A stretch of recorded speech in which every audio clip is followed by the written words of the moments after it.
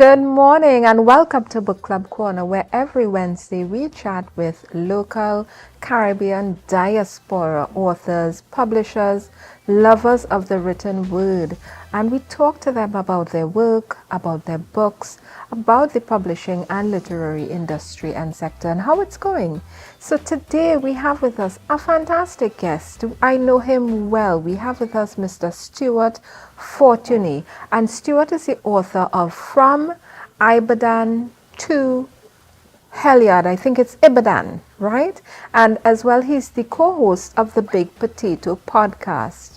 He's the marketing and business consultant for a number of entities, and he has a master's in international business development. He also holds a Bachelor of Science in Management Studies. Welcome, Stuart. Thank you. Thank you for having me today. It's lovely to have you.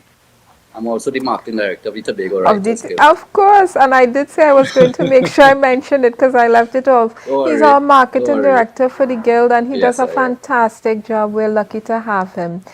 Stuart, what we drinking today? Because you know how we do it on Book Club Corner. We have to sip and chat.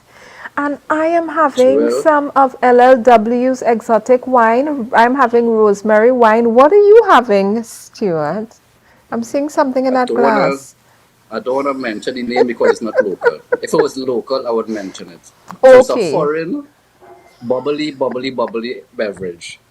It's too early in the morning for this, but cheers to you, Joel, and all the audience. Happy hour somewhere. It's happy hour somewhere. We're uniting the globe. Cheers to you, Stuart. Thank you.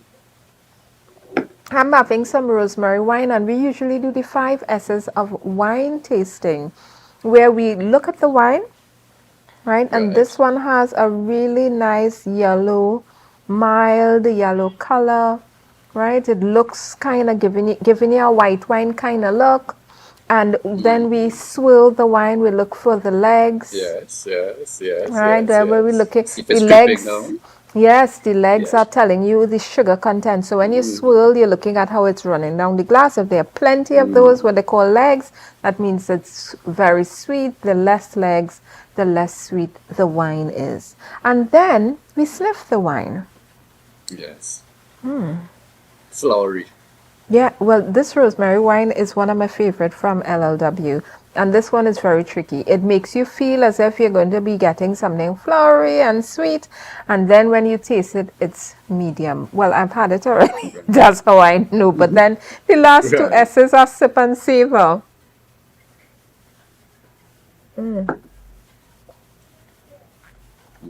I really enjoy this wine. I'll tell you why. Rosemary has health benefits. Some of it is it's supposed to be, please, I'm not a medical doctor. Don't go anywhere and say, Jewel from Book Club Corner, say, right, rosemary wine will grow here. Rosemary can grow here. It's good for memory. And I love the scent of it. Some people like it for cooking as well. Right, so it works well in your pot. And with a lot of dishes. Yes, a lot of dishes. If you're into fish and, you know, the red meats and so on. Rosemary just give you a nice steak. Anyway, we are getting into this book that you have, Stuart.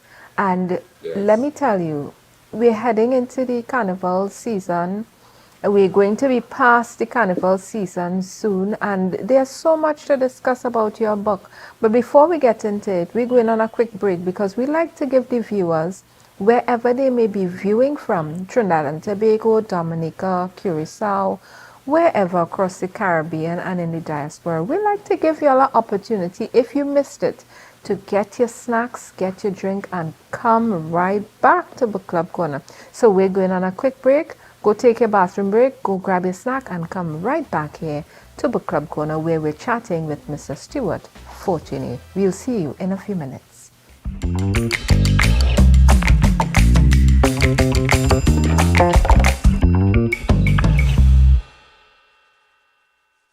And welcome back to Book Club Corner, where every Wednesday, right in beautiful Scarborough, Tobago, we chat with a local author. And we have with us today the amazing marketing guru, right, and consultant, Stuart Fortuné. He's a first-time author, and the name of his book is From Ibandan to Hell Yard.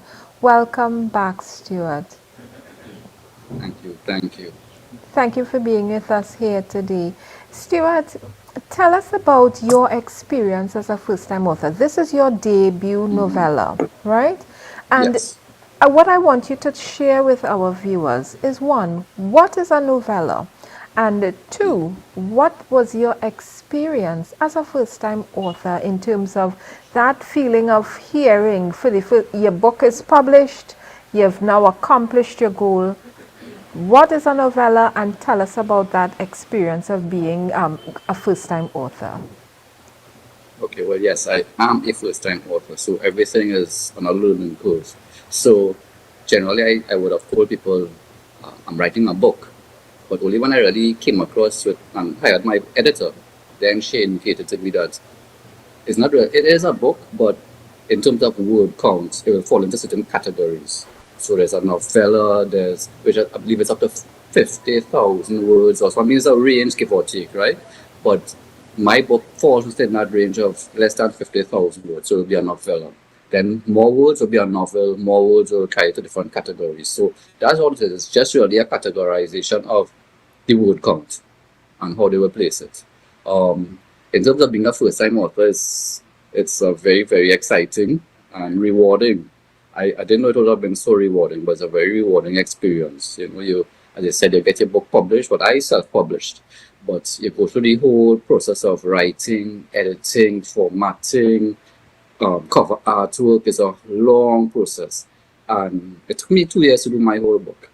And at the end, you really need to celebrate yourself for the discipline that you went through, because a lot of people would spend their free time enjoying life while you dedicating yourself to a goal about creating the story for people to benefit them. So it's a very rewarding, very, very rewarding journey.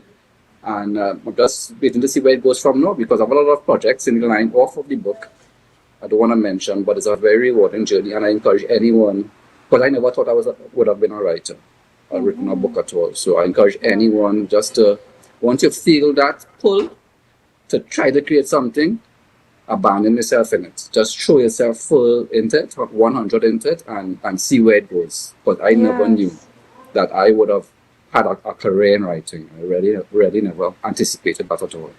I love how you phrase it, a career in writing. It's not simply, I have a book, I've written a book, but now it has become a career, and I think that's important to note. For a lot of authors, we spend a lot of time, especially as marketers, talking to persons about positioning, about brand positioning, and as well as an author, you also have to look at your author positioning. I mean, who am I? And what am I bringing to the public? And as an authorpreneur, as I like to call it, right, as I've coined it, you really have to look at it as a business. Your book is the product you've produced, and you are the person selling this product, right? And if you look at it that way, there's a lot more that you'll do to get the book into the hands of readers than a lot of authors think it's possible to do. You know what I mean? Yeah. And I love that. Tell us because about... I started from scratch. Yes. I started from scratch, where it's a brand new platform I'm trying to build, day by day, week by week, month by month. Just trying to create my brand as an author, and trying to gain audience and really connect with my readers. So it's a journey. It's not just, as I said, you put out a book and expect something to happen. You have to go on the adventure. Yes, and you have to do the work as well, especially when you're self-published. It is a decision that you have to understand what comes with it, A lot of the marketing and the putting yourself out there, it is up to you what you do and how you do it. And I like that you go full 100 with this marketing and pushing your book, and congratulations to you. I see that you were awarded, I would say, a memento of your first-time author publishing journey by Nalis. And I do want to mention that NALIS has what they're calling a first-time authors appreciation program. It's an annual program where they celebrate first-time authors from Trinidad and Tobago and in the diaspora. Once you're connected to Trinidad and Tobago, and this happens every year around May. And I want to thank NALIS. This is going to be the second time, but you were able to collect your award and experience this program in Trinidad. Tell us about it and tell us how that felt when you received the award. Was it something you was like, oh, thanks, but it was small, or was it something like you felt, like somebody has recognized my work? That is it. You see the word recognized, recognition. I don't want to go into the psychology or recognition, but people like to hear the name called. So if you're back in school, either you're being called to the principal office or you're being called on stage to collect an award. So if you are accustomed to hearing the name called to the principal office, you gain a sense of pride in that. My name calling. Yeah. So the psychology of the name being called and being recognized, whether it's good or bad, it really doesn't matter to the person. So that's what I'm saying. And the word you chose, the recognition, that's the right word, because again, I'm a brand new author. No one, at the point in time, no one knew me. I would still say no one really knows me right now. I'm still building my profile in terms of the grand scale that I really wanted to achieve. But it's good that the government, NALIS, they put this together and it's been doing it for years. And it's good that they recognize it because, again, it's a difficult journey, it's a difficult process. So just hearing your name called and receiving, as I said, a memento, it's a symbol of recognition that you did something. You are within Trinidad and Tobago's literary history now. Yes. You're part of a club. So it's a very important program, I would say. And I really enjoyed it and appreciated it. Yes, I love it. I can't say enough about it because I do think as authors, the amount of work you put in, sometimes you may lose sight of the goals and the achievements. And it's nice to be able to look at that plaque and say, I don't feel all that, I don't feel all of this today, like, I'm this first time author, I've done something good, but this is a reminder that, this happened, it did. And what I like about it, I want to thank NALIS in advance because they're going to be exhibiting the first-time authors of 2024 in Tobago, and this is only the second year they'll be doing it. So they did it in 2023, they skipped 2024, but in 2025 they'll be coming back to do the display.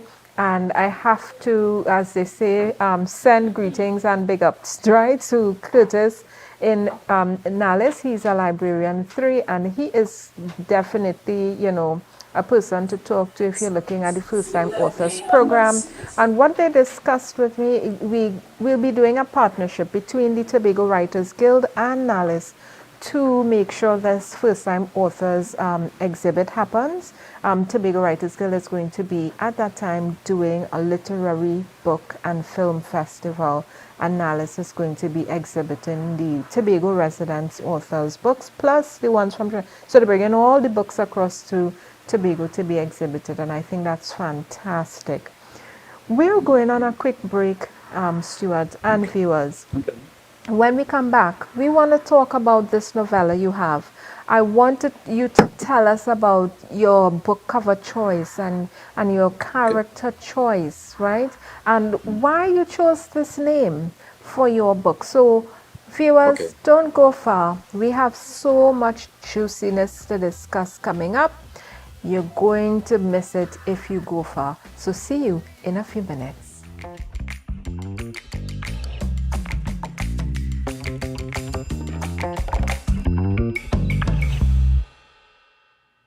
Welcome back to Book Club Corner. My name is Jewel Green. I'm your host for every Wednesday when we chat with authors. And today we have with us the amazing, the fantastic Stuart Fortuné. And he's chatting about his book, From Ibandan to Hell Yard. That name, listen, when I typed in that name, they actually changed the language of the browser to Arabic. Okay. So does that name Ibadan, Does that have any Yes. roots in that perhaps that territory? Tell us about this name of your book and why you chose it. Well, Ibadan is part of Nigeria. That would have been part of the whole empire pre-colonialization, and so it's a very vibrant Right. success. Though people in certain areas may say it's uncivilized, it was very civilized. Um, and that's where most of the slaves would have come across from, to this Western Hemisphere, specifically Trinidad and the Caribbean. So the name from Ibadan to Hell Yard really signifies that journey from slavery to Hell Yard. And Trinidadians don't know. A lot of Trinidadians don't know. Hell Yard is Trinidad All Stars. So it's that journey from slavery to the Trinidad All Stars yard itself, where the pan would have already started to emerge from, rudimentary versions of the pan would have emerged from. And that is what would have really led to the steel pan development, which would have led to the Trini identity, which would have then led to our independence. So it's a journey from slavery to our independence through the victory. I keep saying it's a victory of the steel pan. You know, people say the steel pan is a symbol of resilience and resistance. Yes, 100% agree with that. But it's also now is also a symbol of victory. Yeah, I love that imagery that we're not just looking at resistance and revolt, but we're also looking at what was the result, and it was victorious. We got Yes. independence, right? And that we had a few milestones. When we talk about an enslaved people, the victory for that group, myself would be included in that group in terms of my heritage. That would be talking about emancipation. And when Yes. we're talking Yes. about the victory for the region and perhaps even further afield, we're looking at independence, right? The victory from being a colonial state. And then when, Exactly. you know, we take it a little further, we're looking at republicanism, right? Which gave us another layer of independence. And I always want to congratulate Barbados, the latest Caribbean state that Yeah. became a republic. Kudos to you. You now have a passport that does not say, right, that you are a colony, all right, of Britain anymore. And I really love that. Just a, Yeah. just to change the currency now. Yeah, soon and very soon. And I Yes, like just to change the currency. yeah, and the next layer of it is that the pan, our indigenous and national instrument that was made here, right? Because and this came out of our natural resources having oil, because these are oil drums. And out of Yeah. having the oil drums abundantly laying all about the place, the ingenuity of our people, we were able to transform the oil drum from just being, you know, this thing as creating garbage to now being an instrument, and an instrument, as you put it, of victory over Victory. all of the obstacles that we have encountered coming from Ibadan, through enslavement, and now coming to be a free people. In your book, tell me about how those themes, those motifs that we just mentioned of enslavement, victory, freedom. Tell us about how you moved through those motifs in your novella with your characters, and how do you feel the reader would respond to those things, and perhaps how the readers have responded, because your book is out being sold all over the world. Yeah. Well, in terms of the feedback I've been receiving, it all depends on the age group you're in. You know, the older, I'm not say old, the more mature in our society, they will Yeah. read the book and they'll say, but yeah, but this is true. I remember when this happened. I remember when this happened. You know, they really Ah. reflect on the history. It's a nostalgia for them. But to the younger generation, this is all brand new information to them. They didn't know any of this history. People like to walk around and say, no, Trinis, we take anything. No, we take anything. But I have to remind them that, no, we don't. Oh my goodness. No, we don't. We actually stood up for a lot of things in the past. Our history, we let things go. But when we're ready to put the foot down, we do. The man always say that the hills are a kind of counterbalance for that. You know, so they will let for the Spain enjoy themselves. But once things get out of control, they will as they have done in the past, many occasions, they will step in and sort of balance the scales. I like that you mentioned the hills, because we know that during slavery, pre-emancipation, the hills in many of our Caribbean islands served as a counterpoint for resistance. They served as a place of resistance, because nobody knew the terrain as well as we did. And when we got up in there, right, when we look at Jamaica, when we look at Trinidad and Tobago in terms of our northern range, right, and our southern range as well, because we do have, there's a lot of resistance that happened in Maruga and those areas. When we do look at those areas, we see the hills as a symbol of resistance, right?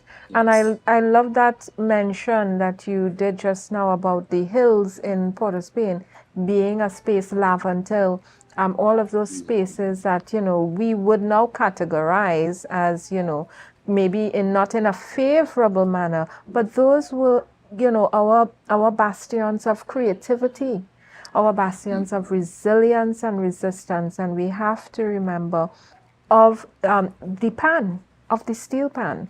So I love that. And Well, in yeah. addition to that, remember these areas that we will consider hot zones now, these were the same zones that were fighting to maintain the rights of emancipation. If you understand what I'm saying. So after emancipation, both entities, the former slave master, the former slave, supposed to have the same rights. Same rights to express their culture, their rights to the road. Every carnival is the road. Who could go, who own the road? Yes. Fighting for the road, fighting to express themselves freely, basically. So these areas after emancipation, when both parties supposed to have the same rights, and that right didn't happen. These are the areas that actually didn't bow down. They fought back and tried to maintain that we are free people and taking all that. So yeah, that is how we transition into what we consider hot zones. But that is a complicated discussion. yes. Very complicated discussion. But I never want us to forget what they represent in terms of the goodness, the creativity, Yes. our people coming together, and I have spoken to many people living in those areas, Laventille, move out, over the Lady Hong Road, as we like to drive and view Port of Spain from that vantage point. And they talk about community. They talk about how they pull together. They talk about how they help each other. And I think we should always remember that and hold that up as something we want to, if we've left it, return to it, Yeah. Tell us about your book. I don't want to stray too far, but tell us about your book and these motifs. When we look at, from Ibandan To Hell Yard, and the transitions, the movements in your book, how are these characters really expressing themselves in these ways? Well, what I did is I did all the research in terms of our history, who the slave masters were, what the plantations were producing, who were the people key in the steel pan creation, by era. So in the 1800s, these were the people, the early 19, up say 1900 to 1930s, what was going on. And then section by section, but not all the characters. And all I did was really take that information, which was the story, and I created a layer to make it palatable around that story. So it's really factual information that I put a fictional spin to. So I had to create some characters to let the story flow from the 1800s. One family being the former slave master family, one family being the former slave master, and that whole back and out going on between the two families over just under 200 years, right? So it really was taking the actual, our history, our story, and putting it in a palatable novella form. So I didn't really change I didn't change any of the facts. Whatever the facts were, I just added to it with literary license, I should say. What inspired you to write this story? This is a story, it's a novella, so we know it's a fiction. Yes. It's a novella because of the word count, because of the page count, right? Yes. It's nice, crisp, moving quickly and giving you something to read, as I always like to say, something to take to the beach and chill out, right? So, Yeah, yeah. what inspired you to write this story? I mean, from the beginning, what was that kernel of inspiration? Okay, well, not to depress people, but to throw your mind back to when we were in COVID at the pressing time. Everyone was complaining, everyone was complaining. I'm not a complainer. I try to find something to solutions. So during COVID, I was looking, just like everyone else, I was looking at Netflix, looking at the Vikings, looking at barbarians, looking at samurai. So Vikings, we know that is European, their myth, their history, their what they want to promote to the world as their story. And then Samurai was the Japanese version, and then Barbarians is Germania transforming into Germany. How pre-Germany was and what caused the grouping of the different tribes and sort of form Germany. So I've looked at a lot of historical shows in terms of how people position in their countries, culturally, internationally. And I was wondering, well, what Trinidad one will look like. So that's when I started to do research to find out, well, what is our story? Obviously, that led back to Pan, obviously, that led back to slavery, obviously, that led back to certain themes. So the more I researched the information, I got the story, and I just put it out there, basically. Yeah. And how long did it take you to write this whole thing? I mean, from start to finish, it's 2 years, you said. Two But years, yeah. when did you finish writing and hand it over basically to your editor? How long was that? Oh, the editing process, I would have. Oh, sorry. My editor, Zara Gordon, good morning. Morning, The Zara. editing the editing process took a couple of months. The most I took about 4 5 months doing research, and then I spent the rest of the time doing writing, and then the last I would say 4 months or so doing editing. Little changes, so the choice of word, choice of phrase, and that sort of thing. Because I'm a business consultant, so I don't normally write. I choose my choice of words wouldn't really fit into a novella. So my editor was very keen on that. Certain words like subsequently and those other things, she said no. So I had to, you know how you write a business plan, Simplify a business it. proposal, yeah, make Yes. it fit your purpose. So that Yes. is what I spent the last couple of months doing. So as I said, the entire thing took 2 years. I would say about 4 months, 5 months research, um, more than a year in terms of the writing, because the writing is not something as writers will know. You don't just sit down and write non-stop until it's done. You have to take a couple. Well, for me, I had to take like a month or two off, um, just relax my mind, let the story bubble in my subconscious, and then come back to it, because it's not something you just sit down and say, well, okay, I'm going to write this book this week. Nah, at least for me, it wasn't like that. So it was a long, long process. Okay.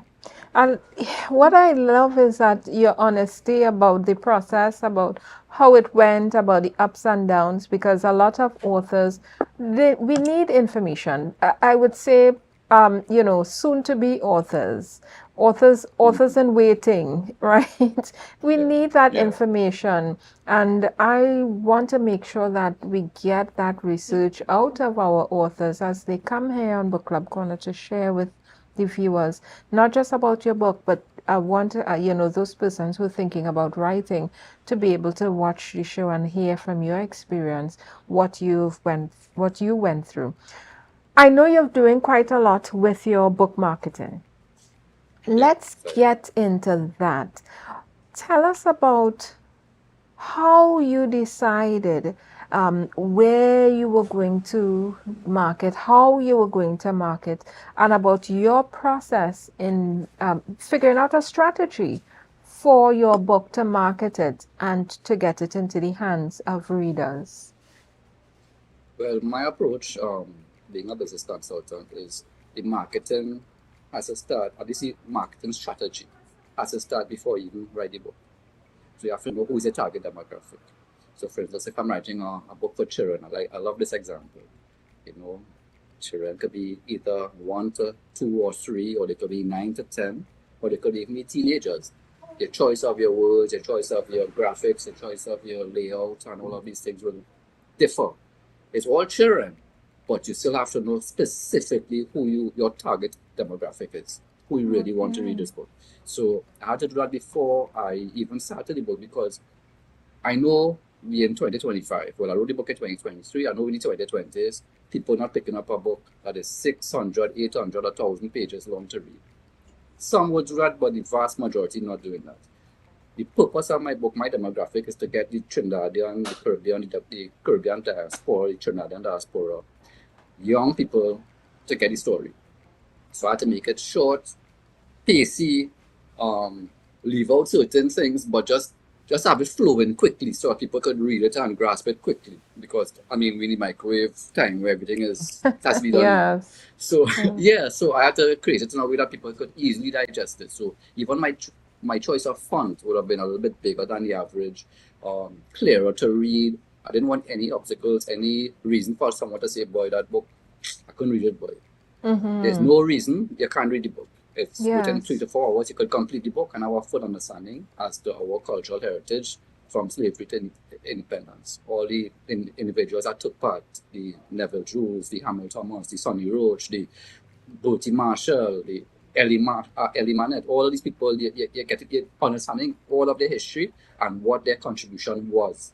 You understand that Eddie Manette put the rubber on the sticks, and then everyone else was like, wow, those bands singing real good. Everybody started incorporated in their bands, so they get the whole story as to how this thing moved from a biscuit pan, because even before the oil drum, it was the biscuit tin, the biscuit drum pan, and they had it convex, and then Ellie Manette had it concave. So they go through that whole journey. People understand, okay, from slavery, these people took what people will say as garbage and throwaways and created an instrument, the only new instrument of the 20th century, and that instrument now is an ensemble that could compete with any European orchestra. So it's something that we don't really put much thought into, but as someone who studied it obviously for the book, I take great pride. My appreciation for steel pan and our culture has skyrocketed since I've done the book. I love that. I have to agree with you in terms of your appreciation for culture and for the steel pan. And I didn't even know about this, what you call it, the clim pan, right? The biscuit, the biscuit, well, the biscuit tin, not the clim pan. What am I saying? So this, but any tin was going to be used. Any metal in that shape has been used to make a sound, to get, to mimic a drum in terms of its look, and to get a sound out of it. You're just getting a lot more musical, instrumental sounds out of it, a lot more notes out of this instrument. And even before the biscuit drum, there was the tambour bamboo. Yes. So the tambour bamboo would have been the bamboo, you cut it, you put you bust your hole, and you have your stick, and you're knocking it, and they're going on the road. Yes. That would have attracted hundreds of people. And then when it started to really move into the steel pan, now when that steel pan hit the road, there's thousands of people, unpoliceable crowds, which is what was able to get the people to really push forward for this populist movement and this political movement to get independence. Because that steel pan, you see it every year for Carnival. Once that pan starts to play, people are going crazy. Just that vibration, that frequency hitting in your chest is a different thing to everything else that we had before. So that is what really was able to drive that force forward. You talking there about the vibrations as it hits your being, and that recognition of, something great. You may not even really fully understand what it is you're hearing or where it came from, but I think once you start to hear that music, you're listening to something great. And you talking about it like that took me back to one of my, I would say, a very emotional experience that I had in Barbados. They have every year something called Pan and Isan, and they bring over every year the winners of the panorama competition. They bring over 2 or 3 bands for Pan and Isan, right, which happens during their Kadooment. And I was there for school when we heard there was Pan and Isan, and then we saw that there was going to be Trinbago bands there. A few of us said, well, we have to go now. Right, and this was a contingent of Caribbean students, right? Because that's one of the commonalities between the Caribbean islands. We all know about this pan. We all experience it. And when we got there, we were on the sand with everybody else, and the bands were playing, and some of them, they had the pan around their neck, and they were snaking their way through the crowd, and people were there with the picnic baskets and the drinks, and some were looking very bougie and stush, and some were looking very beachy and chill. It was such a nice experience. But when our Trinbago band started, right, and they started by playing one of our popular calypsos. That's all I remember. I almost started to cry. I was like, I miss home so much. I'm gonna go home. As soon as they started, and my friends was like, "What happened to you?" I was like, "You would never understand." And I think that's one of the experiences as a Trinbagonian, hearing the pan. If you no longer live home, hearing that pan, hearing your soca music, hearing sometimes even the ballads that we know so well, the Christmas soca parang and all of that, hearing that pan music, especially when you're not home, it hits you in the gut in such a way that I don't think anything else has been able. I mean, if getting a doubles when you don't live home, it does hit you in your guts too, but not like that. And I think that was such.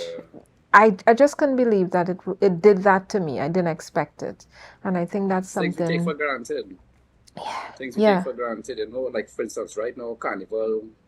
So again, all the foreigners, all the Trinidadians that's pour out in the snow right now, they feel exactly what you felt at that point in time. They're crying right now. They wish they were in the hot Trinidad, taking in this heat, which I am taking right now. Yes. Taking in that heat and listening to the music and the freedom to be on the road, expressing yourself. Yes. That's And they just had they had the medium bands in Tobago at the stadium, the Dwight York Stadium, this past Sunday. And let me tell you, this Cats and Jammers won again. Congratulations, the Cats and Jammers medium band again. I tell you, such talent coming out of Tobago, 60,000 people strong and counting. And this is one of the things, proud to be a Trinbagonian. It's not just about panorama happening in Trinidad. It's also panorama happening in small pockets all over the nation, as a Twin Island Republic, happening in South, happening in North, happening in the West, happening in Central, happening in Tobago.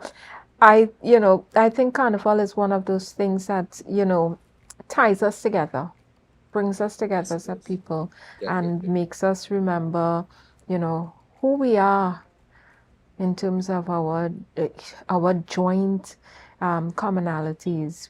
We're not just a tapestry of different people, but we are pieces of each other come together in one. And I think Carnival does that so beautifully. Listen, Carnival allows us to it allows us to take history out of the museum, and it allows us to take history out of the textbook.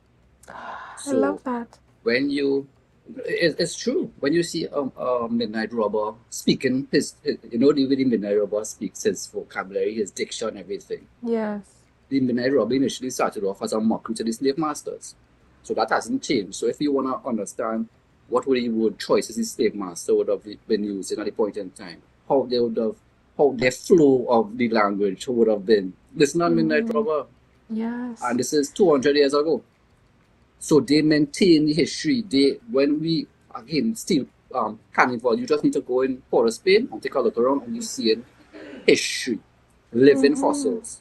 It's very, very important. Very, very important. I love that. People need to understand and speech ban. I mean, I can't forget speech ban as we talk about, this oral history and this oral tradition in terms of the Midnight Robbers, in terms of speech ban. This community telling of stories and commentary. I love that. We're going on a quick break. The Jab Malassi has chains and locks on his head. He's representing the slave at the time. But we just walk past, oh God, that is black people. Sorry. That is poor people. That is behind the British people thing, Yeah. We don't accept it and appreciate it as to what it really, really, really represents. People come from all over the world to watch this for a reason. That's all I was saying.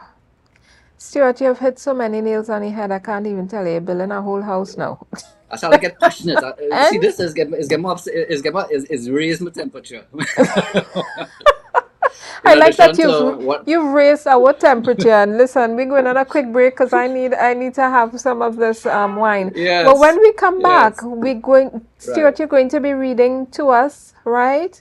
okay, yeah, Yeah. I'll try So we're something. going on a quick break, and when we come back, viewers, Mr. Stuart Fortuné, the author of From Ibadan to Hell Yard, is going to be reading aloud to us, and I can't wait for one. So see you in a few minutes. Get back here quickly. Don't go far.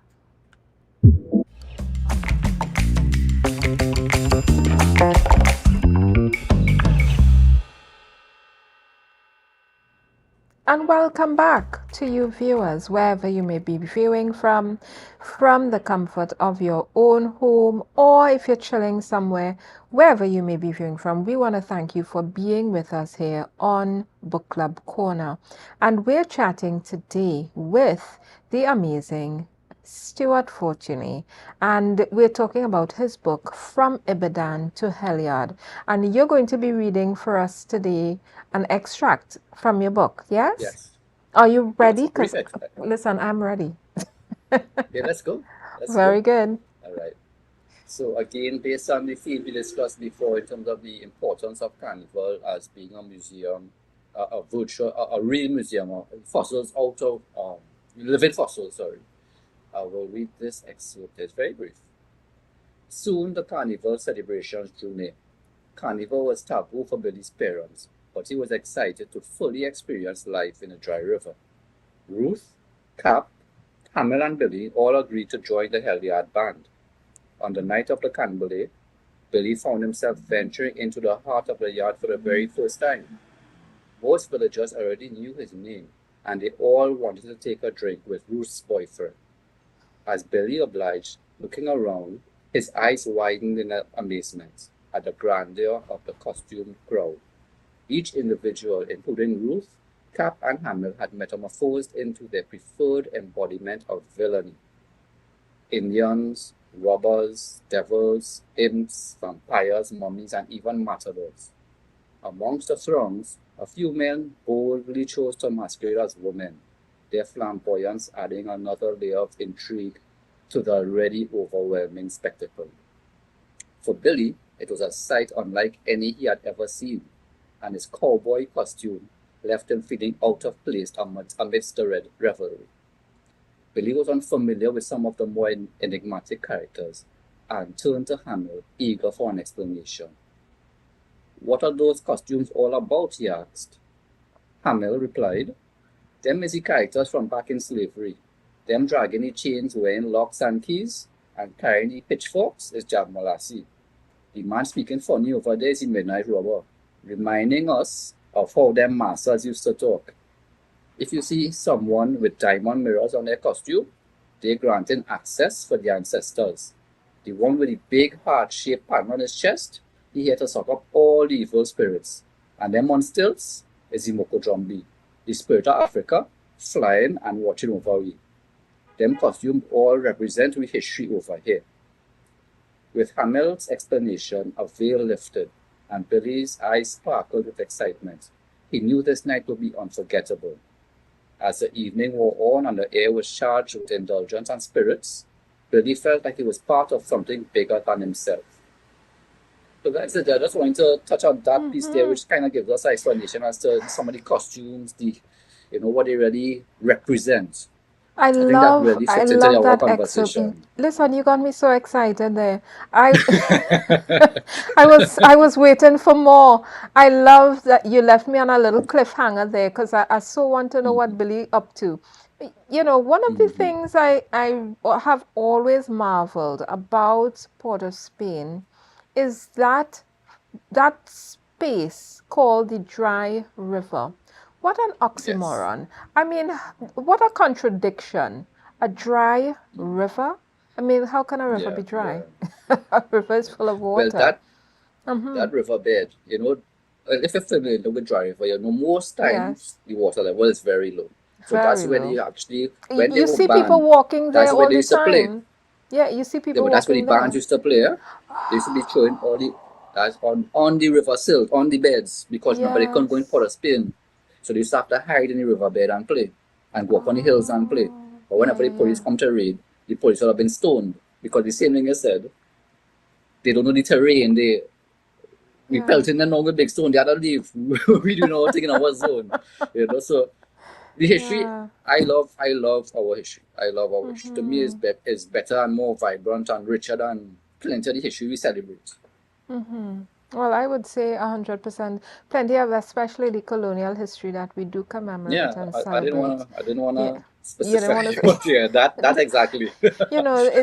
There's so much, we have so much that we don't have time to be looking at other spaces and commemorating and celebrating other memories. That's something Yes. we have to talk about in terms of making sure that we have created spaces to celebrate our not just our musical icons and our sporting icons, but also our literary icons. Stuart, one of these days, perhaps in the near future, we may see Stuart Fortuné Drive, right? Yeah. To Right? be honest, I try to get a name in Tunapuna renamed to CLR James Street. From Oh, what is this right now? lovely. Ward Street. Ward Street. I did some research and no one knows the original Ward Street. And even if it Mm. was, they found someone finds the history and they could explain to me. CLR James Street is a lot better. Even Ozanville Park, CLR James Park. CLR James used to live in Tunapuna. I used to look down and used to talk about how Oh, from his porch he could see how the children played in the park. You yeah. know, what is Ozanville? I might be somewhat disrespectful to Mr. Ozanville, whoever he may be. But I think we need to make some adjustments. Yes. Not just Yeah. Fortunate Road or CLR Road, CLR James Road. Stuart, before we have to head out, please tell us and the Okay. viewers where can we Mhm. find your books? Well, your book. Okay. Where can we find it? Well, it's available generally in. Okay, let me start with internationally. So Amazon, right? So Amazon, you can get the paperback or you can get the ebook. And then if you want to get it locally, you could either check me. I could give it to you. Your signed copy. You don't get the signed copy in the stores. That's the only problem with the stores. Then Mm-hmm. you could get it at Charon's, RIK, paper-based, Metropolitan Bookstore, Scribbles and Quills, Blue Edition. I hope I'm not missing out anyone. But generally, it's available. It's available. Yeah. And if Yeah. you And want a signed copy, you could always contact me and I will sign it and personally deliver it to you. very good. We're going to share your social media handles and your contact information so that people can find you.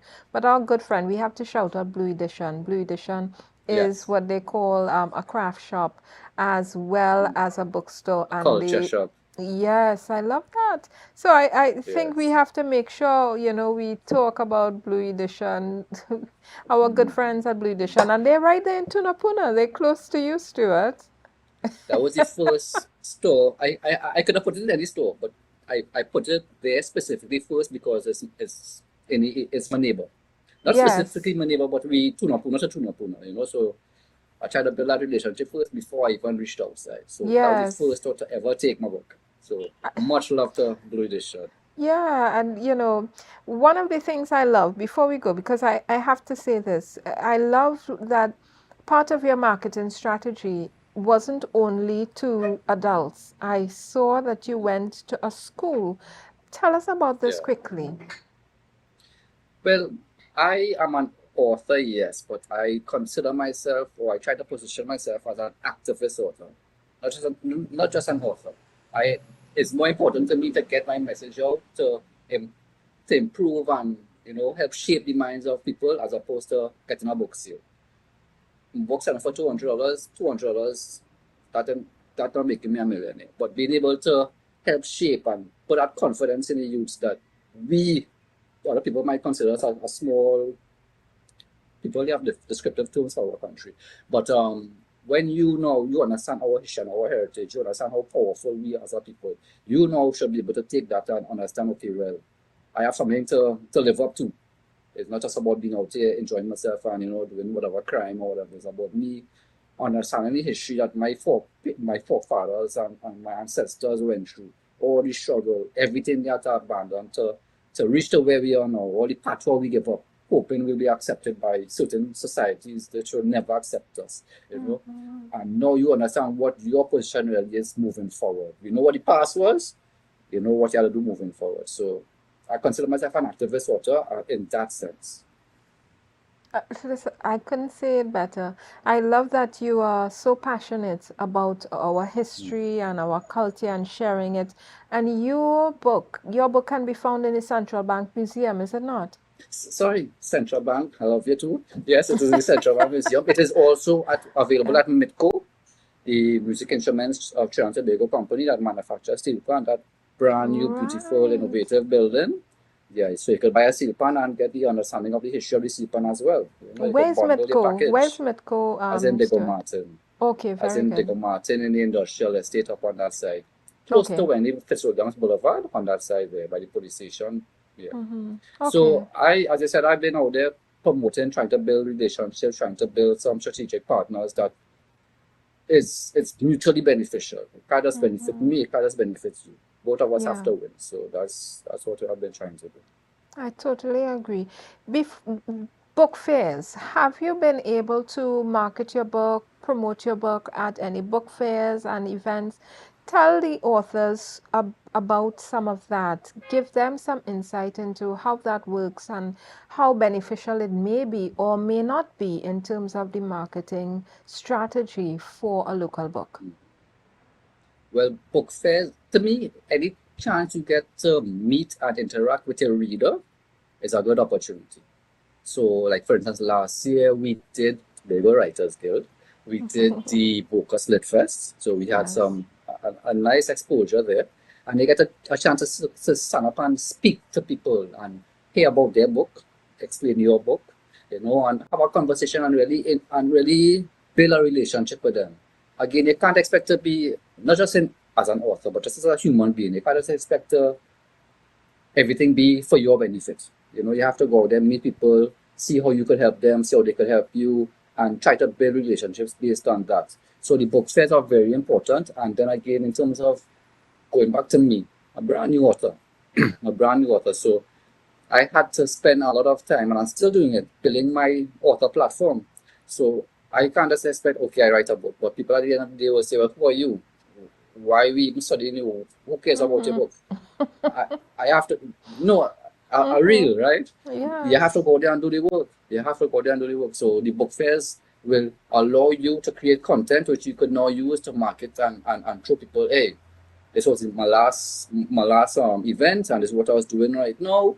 And then you get some more content in your future. You using one piece of content to get another piece of content, and you start one to Yes. get another piece of content. You know, so even the first time authors program from Nalis, I was able to capture that as okay, I received something from Nalis, take more photos, do more promo, and let people know, okay, well, this happened. So now I included that in my marketing package to the next person approaching. And then I'll include whatever I do with them to the next person approaching.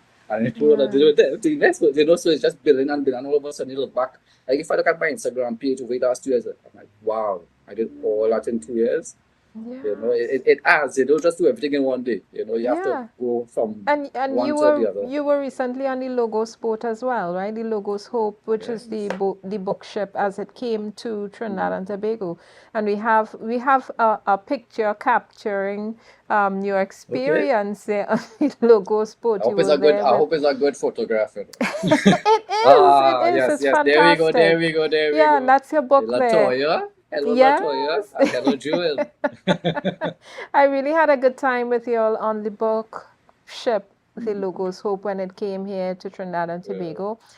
So we were in Tobago in December, then we went across to Trinidad in January.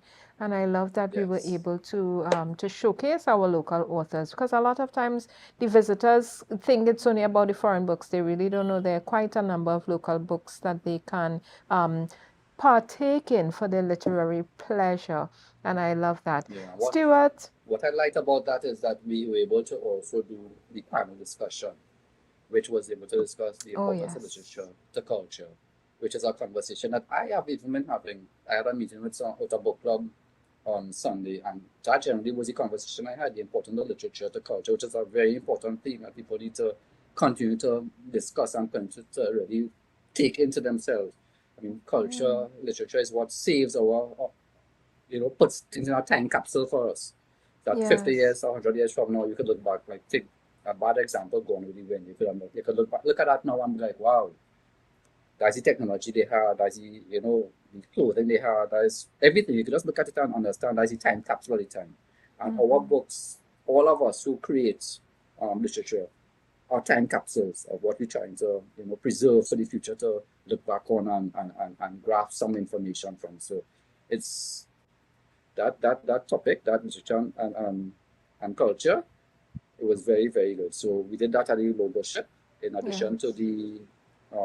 the open mic. So yeah, that whole Yes. experience at Logos was great.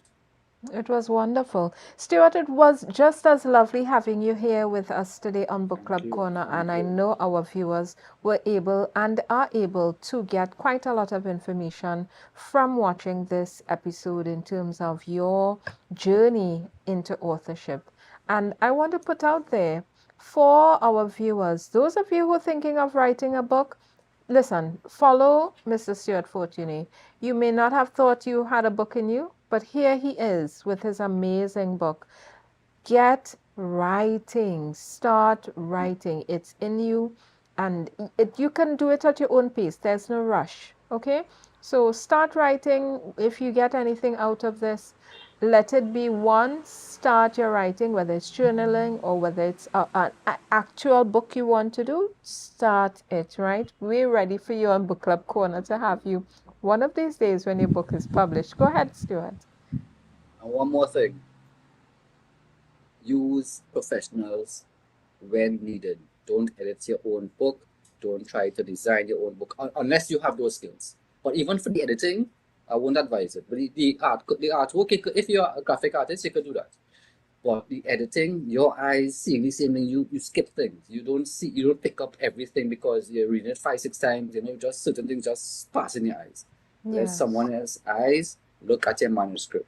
Hire professionals, and when you hire them, allow them to be professionals. Ah, You hire them Stuart. for a reason. Stuart, on that note, we're heading out. Don't do your editing yourself. That's the end here for No, us. We're no, so no, happy. no. Yeah, we're so happy to have Thank you. had you. And cheers to you, Stuart. And